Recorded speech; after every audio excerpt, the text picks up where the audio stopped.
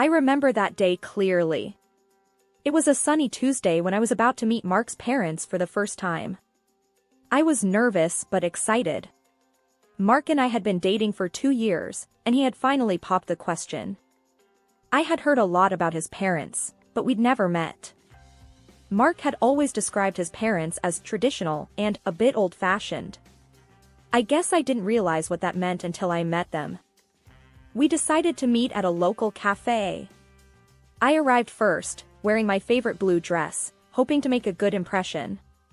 Mark arrived with his parents. His mom, Mrs. Thompson, wore a stern look and his dad, Mr. Thompson, seemed uninterested in everything around him.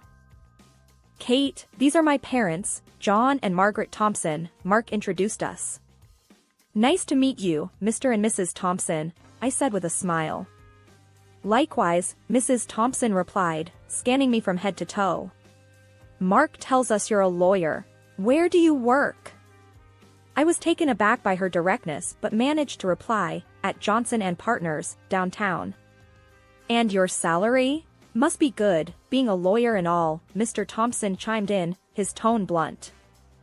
I hesitated, unsure how to respond. "It's adequate for my needs," I said, trying to keep the conversation light. Mrs. Thompson raised an eyebrow.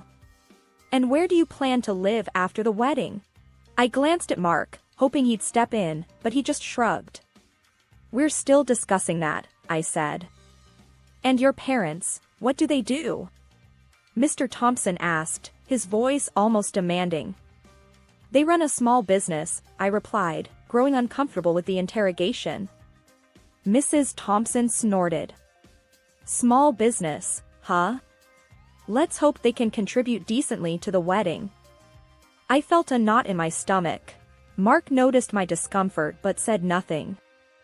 As we ordered, Mrs. Thompson kept making side comments about the prices, and Mr. Thompson kept nodding in agreement. The whole meeting felt more like a business transaction than a family gathering.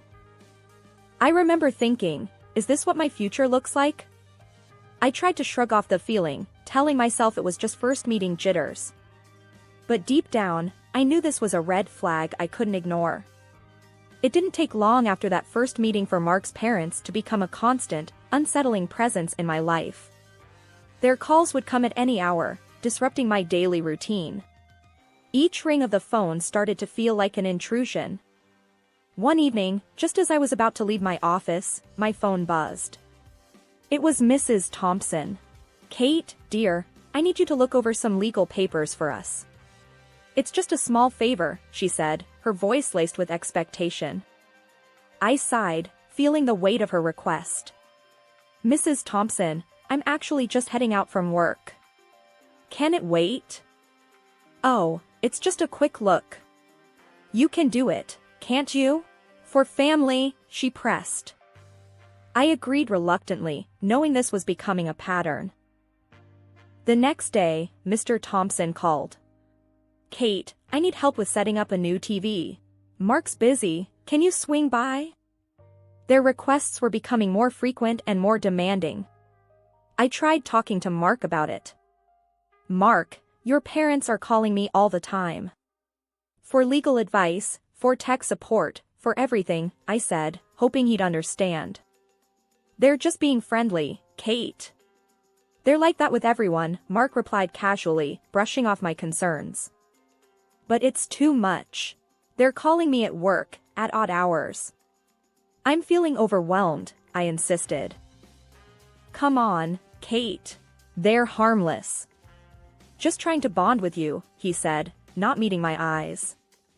I felt a mix of frustration and helplessness. It was as if Mark was completely blind to his parents' overbearing behavior. One evening, as we were having dinner at my place, the phone rang. It was Mrs. Thompson, again. "Kate, can you come over tomorrow? I need some advice on redecorating the living room."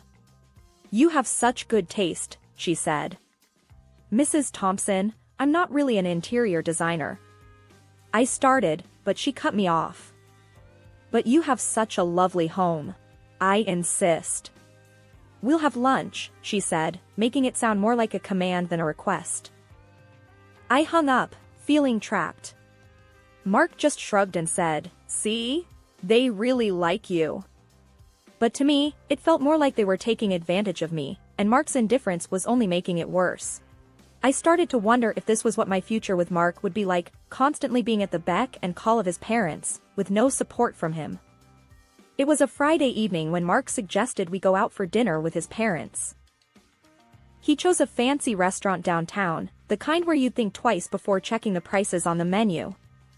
I had a hunch it wouldn't be a casual, relaxing dinner, and boy, was I right. We arrived at the restaurant, and the Thompsons were already there, scanning the menu. Mrs. Thompson's eyes lit up when she saw the lobster and steak options. "Kate, you simply must try the lobster here. It's divine!" Mrs. Thompson exclaimed, her voice dripping with enthusiasm.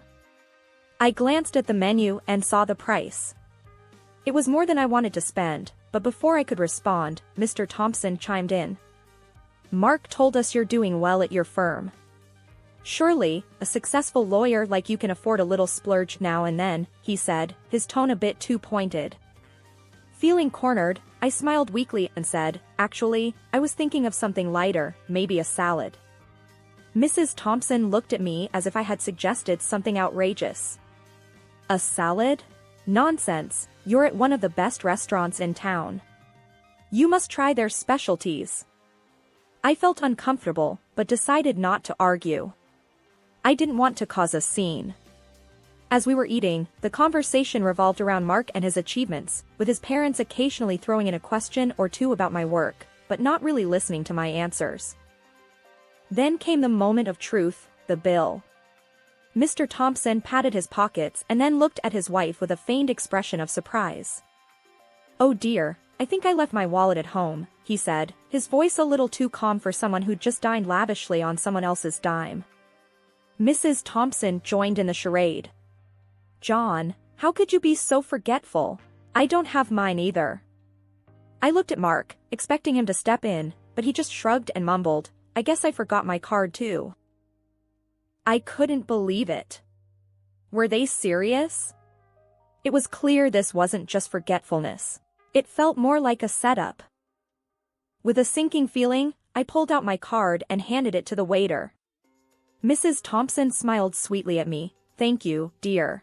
You're such a lifesaver." As we left the restaurant, I felt a mix of anger and disbelief. Was I just a walking wallet to them? And why didn't Mark say anything? With the wedding drawing nearer, it became increasingly clear that it was time for our parents to meet. Given all my experiences with Mark's parents, I was bracing myself for this encounter. I remember pacing in my living room, phone in hand, rehearsing how I'd break the news to my parents. I finally mustered the courage and called them. "Hey, Mom, Dad, I think it's time you met Mark's parents," I said, trying to keep my voice steady. "Oh, Kate, we've been so excited about this. When can we meet them?" Mom's voice was a mix of enthusiasm and curiosity. I took a deep breath before adding a cautious note. "Just to give you a heads up, they're a bit, well, intense." Dad's voice came through with a chuckle. "Kate, we've seen all sorts in our days. Don't you worry, we'll manage." His confidence was comforting, but I couldn't shake off my apprehensions. We decided the Grandview Hotel, known for its pleasant ambience and beautiful surroundings. It was a familiar place to me, which I hoped would provide a distraction if things got too intense. The next day, I mentioned the plan to Mark over breakfast. "So, we're meeting at the Grandview Hotel this Saturday. I think it'll be nice for our parents to meet in a neutral, relaxed setting." Mark nodded, absorbed in his phone. "Sure, sounds good. I'll let my folks know." I spent the next few days in a whirlwind of preparation. I wanted to ensure that everything was perfect, hoping it would help keep the peace. As the day grew closer, my nerves began to fray. I found myself obsessing over every little detail, from what I would wear to how I would steer the conversation away from any potentially sensitive topics. On the eve of the meeting, I lay awake, scenarios running through my head. What if Mark's parents said something offensive? What if my parents didn't like them? What if the whole lunch turned into a disaster? The morning of the meeting, I was a bundle of nerves. I chose a simple but elegant dress, hoping to strike the right balance between casual and formal. Mark, on the other hand, seemed completely unfazed by the significance of the day. "It's just lunch, Kate. Everything will be fine," he said nonchalantly as he got dressed. His calmness did little to soothe my anxiety. If anything, it made me feel more alone in my concerns. I wondered if he truly understood how his parents' behavior had been affecting me, or if he was just choosing to ignore it. As we drove to the hotel, I went over the plan in my head. Keep the conversation light, avoid controversial topics, and try to ensure everyone gets along. Simple, right? The Grandview Hotel looked stunning as always, its elegant facade basking in the afternoon sun. As Mark and I walked into the lobby, my stomach was doing somersaults. I spotted my parents first, sitting in the lounge area. They stood up as we approached, smiles on their faces. "Kate, dear, you look wonderful," my mom said, giving me a reassuring hug. Dad gave me a firm, supportive pat on the back. Mark's parents arrived shortly after. The air seemed to change as soon as they walked in. Mrs. Thompson's eyes scanned the lobby like she was assessing the value of every item. "Nice place you've chosen, Kate," Mr. Thompson commented dryly, as he shook hands with my parents. "We thought it'd be a lovely spot for everyone to get together," I replied, trying to sound cheerful. We moved to the dining area, and that's when things took an unexpected turn. A hotel employee approached us with an apologetic look. "I'm so sorry, but we're a bit overbooked today. We only have a few single rooms and 2 triple rooms available," he explained. "One of the triple rooms is our finest suite, with all amenities. The other is more basic and close to the road, so it can be a bit noisy," he added. Before I could say anything, Mrs. Thompson jumped in. "Well, obviously, John, Mark, and I will take the suite. Kate, you can cover the cost, right? After all, you organized this meeting." I was taken aback by her audacity. Well, I was thinking my parents and I could take the suite, and... But Mrs. Thompson cut me off. "Nonsense. We're the guests. And besides, you're the one with the big lawyer salary." My dad, trying to defuse the situation, suggested, "Why don't we discuss this over lunch and decide afterward?" Lunch was a tense affair. Conversation was forced, and I noticed Mark's parents sizing up my folks, their comments edged with subtle digs. My parents, to their credit, kept their cool, responding with grace and humor. As we neared the end of the meal, the room topic resurfaced. Mrs. Thompson was adamant. "We should get the suite. It's only proper. Kate can afford it." Mark, who had been quiet, finally spoke up. "Mom's right. It's important they're comfortable." I couldn't believe what I was hearing. Was he really siding with them over this? My mom, ever the peacemaker, suggested, "Why don't we let the hotel decide? They can assign rooms based on availability." But Mrs. Thompson wouldn't have it. "Kate said you have a small business. I think you're not used to luxury. The simplest room should suit you. It is just designed for people with small incomes." The tension was palpable. I felt a mix of anger and disbelief. This wasn't just about rooms, it was about respect, something Mark's parents seemed to have little of, especially for me and my family. As the tension in the hotel lobby mounted, my father, George, cleared his throat and stepped forward, commanding everyone's attention. "There's something you all should know," he said, his voice calm and assertive. Mark, his parents, and I all looked at him, curious and a bit confused. "This hotel," Dad continued, along with several others across the country, "belongs to our family business." The reaction was immediate and dramatic. Mrs. Thompson's mouth dropped open, and Mr. Thompson's eyes widened in shock. Mark turned to me, his face a mix of surprise and disbelief. "You own this hotel?" Mrs. Thompson finally managed to sputter out. "Yes, and a few more," Dad replied casually. We've always preferred to keep a low profile. The hotel employee, recognizing my father, suddenly seemed very flustered. Mr. Williams, I apologize for the inconvenience earlier. I had no idea. Dad dismissed his concerns with a wave. It's fine. But we will be taking the suite, and Mark's family can have the other room. And there's no need for Kate to pay. Suddenly, Mrs. Thompson's demeanor shifted dramatically. She became excessively flattering, her tone oozing with a newfound affection. George, Linda, what a wonderful surprise. We had no idea. You must be so proud of your accomplishments. Mark, who had been silent until now, turned to me, an eager look in his eyes. Kate, this is incredible. We should move up our wedding date, don't you think? I looked around at their changed faces, the forced smiles, the sycophantic attitudes. It was all too much, too fake. I took a deep breath, my decision clear in my mind. Actually, Mark, there won't be a wedding. I'm calling off the engagement. The words hung in the air, heavy and final.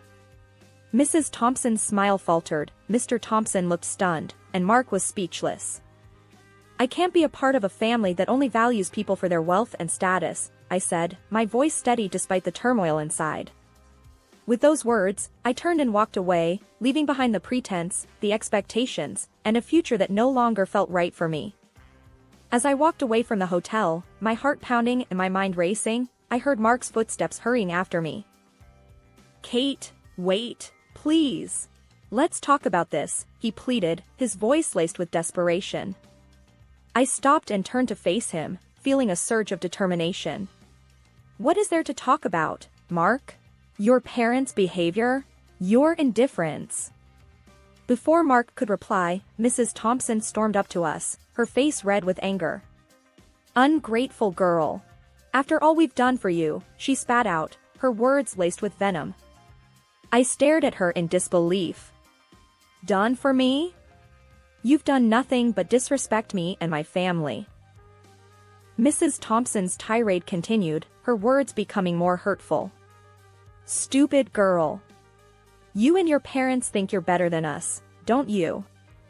Mark looked torn between us, his mouth opening and closing, but no words came out. It was then that my father, George, stepped in. His voice was calm but carried an authority that stopped Mrs. Thompson in her tracks. I think it's time for you to leave our hotel, he said firmly. Mrs. Thompson scoffed. We're not going anywhere. You can't make us. Dad turned to the hotel staff. Please escort Mr. and Mrs. Thompson out. They are no longer welcome here. The staff moved in, politely but firmly guiding Mark's parents away. Mrs. Thompson was still hurling insults over her shoulder as they left.